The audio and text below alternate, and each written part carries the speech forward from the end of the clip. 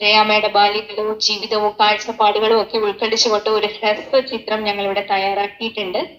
ജയാമ്മയുടെ യഥാർത്ഥ വ്യക്തിത്വവും ചിന്താധാരകളും എന്തായിരുന്നു എന്നുള്ളത് ഒരിക്കൽ കൂടി നമ്മൾ നയവിറക്കണം, അത് നമ്മുടെ ജീവിതത്തിനൊപ്പം കൂട്ടണം എന്നുള്ള ഒരു ചിന്തയിലൂടെയാണ് ഇന്ന് ഈ ഒരു സ്മൃതിദിനം കടന്നു പോകുന്നത്.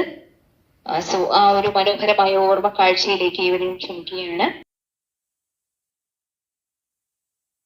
Molding the future generation to shoulder the responsibility. ചില മനുഷ്യരുടെ ജീവിതം വെറുമൊരു യാത്രയല്ല, അത് ഒരു ജനതയ്ക്കുള്ള വഴികാട്ടിയാണ്. അകം നിറഞ്ഞ മനുഷ്യ സ്നേഹത്തിന്റെയും അറിവിന്റെ മഹാശാന്തിയുടെയും കഥയാണ് ശാന്തിഗ്രാം മാനവീയത്തിന് പറയാനുള്ളത്.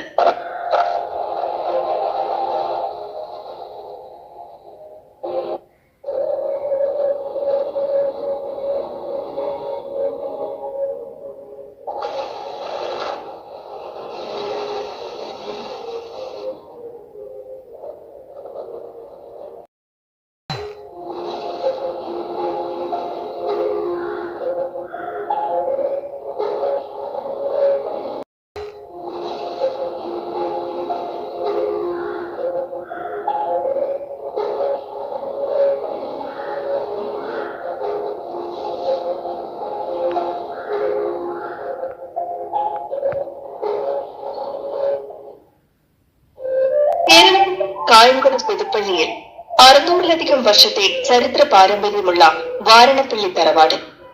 യുഗപുരുഷൻ ശ്രീനാരായണ ഗുരു സംസ്കൃതം പഠിക്കാൻ താമസിച്ച അതേ പുണ്യഭൂമി. ആ തറവാട്ടിൽ 1951 ഒരു പെൺകുഞ്ഞ് ജനിച്ചു, ജയ. സൈനിക ഉദ്യോഗസ്ഥനായ അച്ഛൻ വാസുദേവന്റെ സ്നേഹവും അധ്യാപികയായ അമ്മ യശോധരയുടെ അച്ചടക്കവും അവളെ മാതൃകാപരമായി വളർത്തി. എന്നാൽ 7 വയസ്സുള്ളപ്പോൾ മുതൽ അമ്മമ്മ കുഞ്ഞിലക്ഷ്മി അമ്മ പകർന്നു നൽകിയ ശ്രീനാരായണ ഗുരുവിന്റെ ദർശനങ്ങളാണ് അവളുടെ ഉള്ളിൽ സഹജീവികളോടുള്ള അനുകമ്പയുടെ വിത്തുകൾ പാകിയത്. അക്കാലത്ത് അച്ഛൻ നൽകിയ ഒരു ഉപദേശമുണ്ട്: മറ്റുള്ളവരുടെ കണ്ണീർ ഉപ്പുന്നതാണ് മകളെ വിദ്യാഭ്യാസ സമ്പന്നതയുടെ യഥാർത്ഥ ഭാവം. ആ വാക്കുകൾ ജയയുടെ ജീവിതത്തിന്റെ ദിശാസൂചകമായി മാറി. പഠനത്തിൽ മിടുക്കിയായ ജയ 1968 തിരുവനന്തപുരം മെഡിക്കൽ കോളേജിൽ MBBS പഠനം ആരംഭിച്ചു. ഒരു ഡോക്ടർ ആകുന്നതിന് മുൻപേ അവളിൽ ഒരിക്കലും പറ്റാത്ത കാരുണ്യത്തിന്റെ ഉറവ നിലനിന്നിരുന്നു.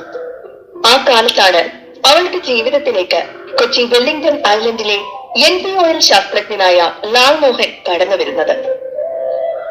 നന്നേ ചെറുപ്പത്തിലെ നിലനിന്നിരുന്ന വെറുമൊരു ഹൃദയബന്ധം മാത്രമായിരുന്നില്ല അത്, ഒരു വലിയ സാമൂഹിക ലക്ഷ്യത്തിനായുള്ള ഒത്തുചേരലായിരുന്നു. 1974 ഇരുവരും വിവാഹിതരായി. തുടർന്ന് കൊച്ചിയിൽ സർക്കാർ ഡോക്ടറായി ജയ തന്റെ ഔദ്യോഗിക ജീവിതം ആരംഭിച്ചു. എറണാകുളം ജനറൽ ആശുപത്രിയിൽ ഹൗസ് സർജൻ ആയിരിക്കെ സ്നേഹത്തോടെയുള്ള പെരുമാറ്റം കൊണ്ടും ഹൃദയപൂർവമായ കരുതൽ കൊണ്ടും രോഗികളുടെ പ്രിയപ്പെട്ട ഡോക്ടറായി അവർ മാറി. അങ്ങേയറ്റം സന്തുഷ്ടവും സ്നേഹനിർഭരവുമായ കുടുംബജീവിതമായിരുന്നെങ്കിലും വിവാഹം കഴിഞ്ഞ് വർഷങ്ങൾ കഴിഞ്ഞിട്ടും ഒരു കുഞ്ഞ് ജനിച്ചില്ലല്ലോ എന്ന സങ്കടം ആ ദമ്പതികളെ അലട്ടിക്കൊണ്ടിരുന്നു. 1984 കൊൽക്കത്തയിൽ നിന്ന് ഗർഭിണികളുടെയും കുട്ടികളുടെയും ക്ഷേമവുമായി ബന്ധപ്പെട്ട ബിരുദാനന്തര ഡിപ്ലോമ സ്വർണ്ണ മെഡലോടെ ജയ പൂർത്തിയാക്കി. തുടർന്ന് തൃപ്പൂണിത്തുറ താലൂക്ക് ആശുപത്രിയിൽ ഒബ്സ്റ്റട്രിക് അസിസ്റ്റന്റ് സർജനായി ചാർജ് എടുത്തു. റീപ്രൊഡക്റ്റീവ് ആൻഡ് ചൈൽഡ് ഹെൽത്ത് അഥവാ പ്രത്യുൽപാദനവും ശിശു ആരോഗ്യവും എന്ന വിഷയത്തിൽ ഡോക്ടർ ജയ അതീവ ശ്രദ്ധ പതിപ്പിച്ചിരുന്നു. മാതൃത്വത്തെക്കുറിച്ചും കുഞ്ഞുങ്ങളെക്കുറിച്ചും അവർക്ക് വ്യക്തമായ കാഴ്ചപ്പാടുണ്ടായിരുന്നു. ഒരു രാജ്യത്തിന്റെ ഭാവി കെട്ടിപ്പടുക്കുന്നത് അവിടുത്തെ സ്ത്രീകളുടെയും കുട്ടികളുടെയും ആരോഗ്യത്തിന്മേലാണ്. അതാണ് ഒരു നാടിന്റെ പുരോഗതിയുടെ യഥാർത്ഥ ചാലകശക്തി. മാതൃസംരക്ഷണം ഉറപ്പാക്കുന്നതിലൂടെ മാത്രമേ ജനസംഖ്യ വളർച്ചയെ സന്തുലിതമാക്കാനും തലമുറകളായി തുടരുന്ന ദാരിദ്ര്യത്തിന്റെ കെട്ടുപാടുകളെ തകർക്കാനും നമുക്ക് സാധിക്കും. പ്രകൃതിദത്തമായ കുടുംബാസൂത്രണത്തെക്കുറിച്ചും ഉദാത്തമായ തത്വങ്ങളിൽ അധിഷ്ഠിതമായ നൂതനമായ ആശയങ്ങൾ അവർ പങ്കുവച്ചിരുന്നു. ദമ്പതികൾക്കിടയിലെ ആത്മാർത്ഥമായ സ്നേഹവും ബഹുമാനവും ആഴത്തിലുള്ള വൈകാരിക പൊരുത്തവുമാണ് ഒരു മാതൃകാപരമായ കുടുംബജീവിതത്തിന്റെ അടിത്തറയെന്ന് അവർ ശക്തമായി വാദിച്ചു. ഏറെ കരുതലോടും സ്നേഹത്തോടും കൂടി കാത്തു സൂക്ഷിച്ചാൽ സാർവത്രികമായി അംഗീകരിക്കപ്പെട്ടിട്ടുള്ള ഈ വികാരം സ്വാഭാവികമായ രീതിയിലുള്ള ഒരു കുടുംബാസൂത്രണത്തിലേക്ക് തന്നെ ദമ്പതികളെ നയിക്കുമെന്നും അവർ അഭിപ്രായപ്പെട്ടു. ഈ വിഷയത്തെക്കുറിച്ച് ടെലിവിഷൻ റേഡിയോ പ്രക്ഷേപണങ്ങൾ നടത്തിയിരുന്നു. എങ്കിലും ഉള്ളിലൊരു ചോദ്യം അവശേഷിച്ചു. മാതൃഹൃദയത്തോടെ എത്രയോ സ്ത്രീകളുടെ കുഞ്ഞുങ്ങൾക്ക് ജന്മം നൽകിയ എനിക്ക് മാതൃത്വം നിഷേധിക്കപ്പെട്ടത് എന്തിനായിരിക്കും? ഈ ചോദ്യങ്ങൾ ഡോക്ടർ ജയയെ ആത്മീയതയുടെ പുതിയ തലങ്ങളിലേക്ക് നയിച്ചു. അദൃശ്യമായ ആത്മീയ തലങ്ങളെക്കുറിച്ച് ആഴത്തിലുള്ള അറിവ് പകർന്നു നൽകുന്ന ജാപ്പനീസ് ആത്മീയ സാധനാ മാർഗമായ സുഖിയോ മഹിക്കാരിയിലൂടെയും യോഗിരാജ് വേദാതിരി മഹർഷിയുടെ ദർശനങ്ങളിലൂടെയും അവർ പുതിയൊരു സത്യം തിരിച്ചറിഞ്ഞു. സമ്പൂർണ്ണ ആരോഗ്യം എന്നത് ശരീരത്തിന്റെ മാത്രം അവസ്ഥയല്ല, മറിച്ച് ആത്മാവ്, മനസ്സ്, ശരീരം എന്നിവയുടെ സമന്വയമാണ്. ഇതേ തുടർന്ന് കൊച്ചിയിലെ തന്റെ വീടിനെ അവർ ഒരു ശാന്തി ആശ്രമമാക്കി മാറ്റി. തന്നിൽ നിക്ഷിപ്തമായിട്ടുള്ള യഥാർത്ഥ ജീവിത ലക്ഷ്യത്തെ അവർ തിരിച്ചറിയുകയായിരുന്നു അവിടെ. 1999 തിരുവനന്തപുരത്തെ state government health services training സെന്ററിന്റെ മേധാവിയായി ഡോക്ടർ ജയ നിയമിതയായി. ആ സ്ഥാപനത്തിന്റെ പദവി കുറഞ്ഞ സമയം കൊണ്ട് ദേശീയ തലത്തിലേക്ക് ഉയർത്തുവാൻ അവർക്ക് സാധിച്ചു. ഹെൽത്ത് സർവീസിൽ പുതുതായി ചാർജ് എടുക്കുന്ന യുവ ഡോക്ടർമാർക്ക് അവർ നൽകിയ പ്രധാന സന്ദേശം ഇതായിരുന്നു: രോഗനിർണയത്തിനപ്പുറം ഒരു രോഗിയുടെ സാമൂഹിക സാമ്പത്തിക പശ്ചാത്തലം കൂടി ഉൾക്കൊണ്ടുള്ള സമീപനമായിരിക്കണം നമ്മുടേത്. മരുന്നിനോടൊപ്പം നമ്മുടെ കരുതൽ കൂടി രോഗികൾക്ക് അത്യാവശ്യമാണ്. വൈദ്യശാസ്ത്രവും ആത്മീയതയും പരസ്പര പൂരകങ്ങളാണെന്ന് വിശ്വസിച്ച അവർ ആധുനിക ചികിത്സയും പരമ്പരാഗത ചികിത്സയും സമന്വയിപ്പിച്ചുള്ള ഇന്റഗ്രേറ്റഡ് മെഡിസിൻ എന്ന ആശയം മുന്നോട്ട് വെച്ചു. 2006 കേന്ദ്ര ആരോഗ്യ മന്ത്രാലയത്തിന്റെ കീഴിൽ നാഷണൽ ഹെൽത്ത് മിഷൻ കൺസൾട്ടന്റായി അവർ ഡൽഹിയിൽ നിയമിതയായി. 5 വർഷത്തോളം ഈ പദവിയിലിരുന്ന് രാജ്യത്തെ 28 സംസ്ഥാനങ്ങളിലേക്കും 7 കേന്ദ്രഭരണ പ്രദേശങ്ങളിലേക്കും കേന്ദ്ര ഗവൺമെന്റിന്റെ ആരോഗ്യ പദ്ധതികൾ എത്തിക്കാൻ അവർക്ക് സാധിച്ചു. USAID ഇന്റർനാഷണൽ NGOയുടെ കീഴിൽ കൺസൾട്ടന്റ് എന്ന നിലയിൽ അവർ ഇന്ത്യയിലുടനീളം നിരവധി ക്യാമ്പയിനുകൾ നടത്തി. ഭാരത സർക്കാരിന്റെ ആയുഷ് മന്ത്രാലയത്തിന്റെ നയമനുസരിച്ച് ഇന്റഗ്രേറ്റഡ് മെഡിസിൻ രീതി നടപ്പിലാക്കേണ്ടതിന്റെ ആവശ്യകതയും അവർ നിരന്തരം പങ്കുവച്ചു. ഒരു മെഡിക്കൽ ഡോക്ടർ എന്ന നിലയിലുള്ള തന്റെ ചികിത്സാനുഭവങ്ങളെ ആത്മീയ സാധനങ്ങളുമായി ബന്ധപ്പെടുത്തിക്കൊണ്ട് മലേഷ്യയിലെ കോലാലംപൂർ, അമേരിക്കയിലെ സാൻ ഫ്രാൻസിസ്കോ, ജപ്പാനിലെ തക്കായാമ എന്നീ 3 അന്താരാഷ്ട്ര വേദികളിൽ അവർ നടത്തിയ പ്രഭാഷണങ്ങൾ വലിയ രീതിയിൽ പ്രശംസിക്കപ്പെട്ടു. ആകാശവാണിയിലൂടെ ഡോക്ടർ ജയ നിരവധി ആരോഗ്യ പ്രഭാഷണങ്ങൾ നടത്തിയിരുന്നു. വിഷയം പ്രസവവുമായി ബന്ധപ്പെട്ട കുറിച്ചാണ്.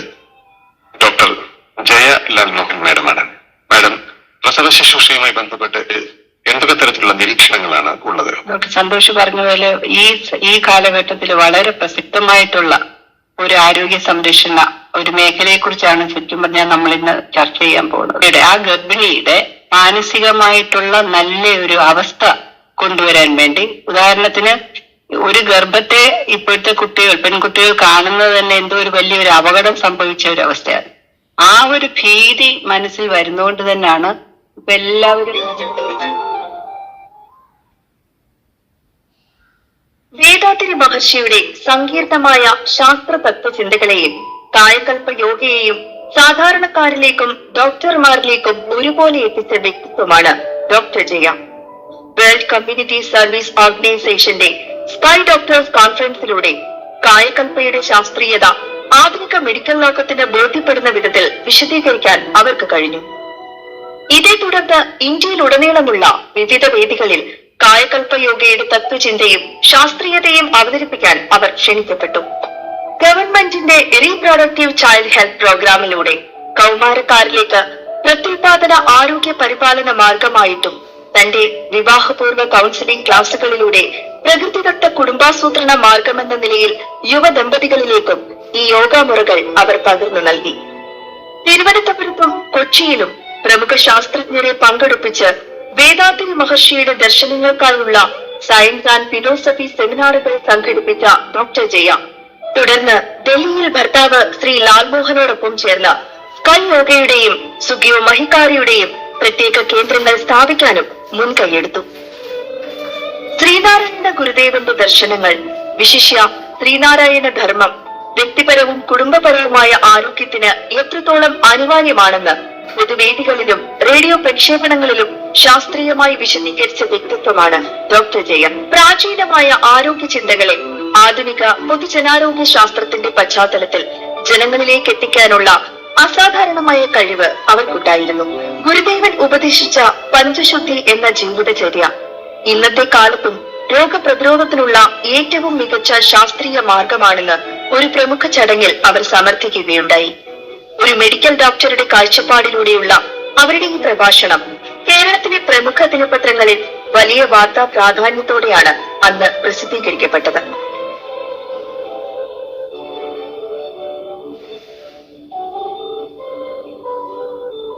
പ്രത്യേകിച്ച് കോവിഡ് കാലഘട്ടത്തിൽ മനഃശക്തി വർദ്ധിപ്പിക്കുന്നതിലൂടെ രോഗപ്രതിരോധ ശേഷി എങ്ങനെ കൂട്ടാം എന്നതിനെ കുറിച്ച് അവർ നടത്തിയ പ്രഭാഷണങ്ങൾ ഏറെ ജനശ്രദ്ധ നേടിയിരുന്നു. ഡൽഹിയിൽ നിന്നുള്ള മടങ്ങിവരവിന് ശേഷം ഹോളിസ്റ്റിക് ഹെൽത്ത് എന്ന ആശയം പ്രായോഗികമാക്കാൻ ഡോക്ടർ ജയ തീരുമാനിച്ചു. ഇതിന്റെ ഭാഗമായി 2014 തന്റെ 60-ാം വയസ്സിൽ അവർ ഭർത്താവ് ലാൽമോഹനോടൊപ്പം ഇടുക്കി അടിമാലിയിൽ ശാന്തിഗ്രാം മാനവീയം കേന്ദ്രം സ്ഥാപിച്ചു. ശ്രീനാരായണ ഗുരു, വേദാദ്രി മഹർഷി എന്നിവരിലൂടെയും സുഖ്യം മഹികാരിയിലൂടെയും ലഭിച്ച ഉൾക്കാഴ്ചകളുടെ വെളിച്ചത്തിൽ ദീർഘകാലത്തെ വൈദ്യശാസ്ത്ര അനുഭവങ്ങൾ അവർ ഇവിടെ പ്രായോഗികമാക്കാൻ തുടങ്ങി. നൂറുകണക്കിന് ആളുകൾക്കാണ് ഈ കേന്ദ്രത്തിലൂടെ ആശ്വാസം ലഭിച്ചത്. ജീവിതത്തിന്റെ അവസാന നാളുകളിൽ അടിമാലിയിൽ താമസിച്ചുകൊണ്ട് ഭർത്താവിനൊപ്പം ശ്രീനാരായണ ഗുരുവിന്റെ ദർശനങ്ങൾ ജനങ്ങളിലേക്ക് എത്തിക്കുന്നതിലായിരുന്നു അവർ ശ്രദ്ധ കേന്ദ്രീകരിച്ചത്. സ്ത്രീ ശാക്തീകരണത്തെക്കുറിച്ച് വ്യക്തമായ കാഴ്ചപ്പാടുകൾ അവർക്കുണ്ടായിരുന്നു. പുരുഷന്മാർ ചെയ്യുന്ന എല്ലാ ജോലികളും ഏറ്റെടുക്കുന്നതോ സാമൂഹിക ഉത്തരവാദിത്തങ്ങൾക്കായി അവരോട് മത്സരിക്കുന്നതോ ആണ് സ്ത്രീ ശാക്തീകരണം എന്ന് കരുതുന്നത് തികച്ചും തെറ്റായ ഒരു കാഴ്ചപ്പാടാണെന്ന് അവർ അഭിപ്രായപ്പെട്ടു. അതിനു പകരം ഒരു ഭാര്യ എന്ന നിലയിലും അമ്മ എന്ന നിലയിലും പ്രകൃതി തങ്ങൾക്ക് നൽകിയിട്ടുള്ള സ്വാഭാവികമായ ഉത്തരവാദിത്തങ്ങളെ നെഞ്ചോട് ചേർക്കുകയും അവ ഫലപ്രദമായി വിനിയോഗിക്കുകയും ചെയ്യുക എന്നതാണ് യഥാർത്ഥ സ്ത്രീ ശാക്തീകരണം. പരസ്പര ബഹുമാനത്തിന്റെയും സ്നേഹത്തിന്റെയും അന്തരീക്ഷത്തിൽ സ്വന്തം കുടുംബത്തെ പോറ്റി വളർത്തുന്നതിലും കുടുംബത്തിന്റെ അന്തസ്സ് ഉയർത്തിപ്പിടിക്കുന്നതിലുമാണ് സ്ത്രീയുടെ യഥാർത്ഥ കരുത്ത് അടങ്ങിയിരിക്കുന്നതെന്ന് അവർ ഓർമ്മിപ്പിച്ചു. പ്രശസ്തിയോ പുരസ്കാരങ്ങളോ ആഗ്രഹിക്കാതെ 10,000-കണക്കിന് മനുഷ്യർക്ക് ശാന്തിയും ആരോഗ്യവും പകർന്നു നൽകി ആ മഹാത്മാവ് 2025 ജൂലൈ 29-ാം തീയതി പ്രകൃതിയോട് അലിഞ്ഞു ചേർന്നു.